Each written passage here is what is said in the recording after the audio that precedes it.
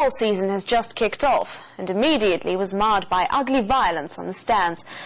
Hundreds were arrested at the match between fierce rivals Spartak Moscow and Zenit St. Petersburg. Russia is now considering a new law that would ban known hooligans from stadiums. Alice Hibbett reports.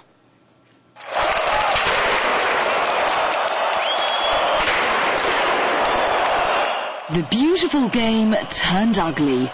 Russia's football season kicked off with last Sunday's brawl between supporters of Spartak Moscow and Zenit St. Petersburg. At least 660 fans were detained.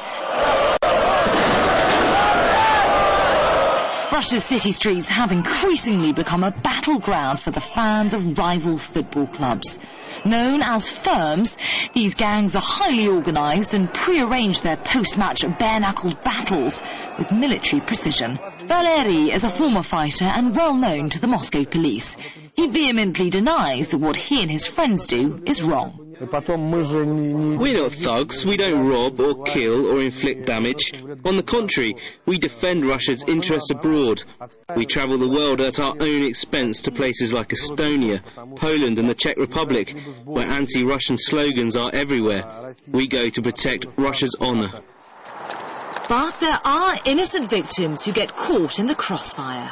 After the match, me and my friends, we got into a huge, in the middle of the huge fight, where some fans from the rival team has thrown a bottle, which hit me really bad on my arm, and basically the bottle broke, and I had to go to the hospital to get the medical treatment.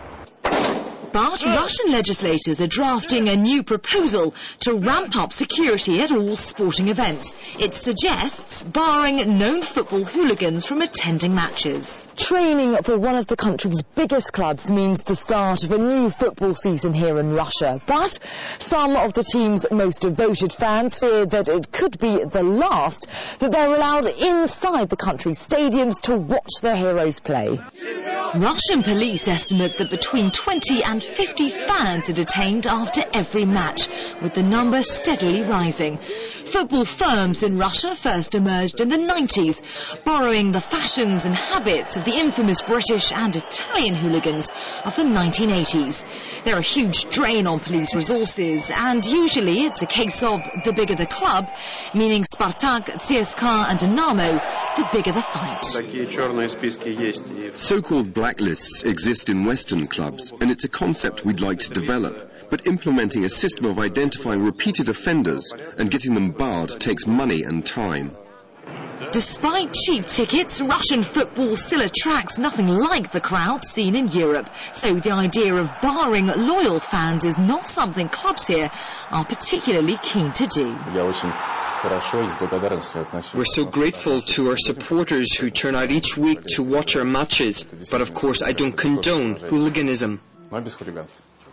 The draft law is still in its approval stage, but even here at Spartak's training ground, there's a public acknowledgement that something needs to be done to stem the rising tide of football hooliganism across the country. Alice Hibbett, RT Moscow.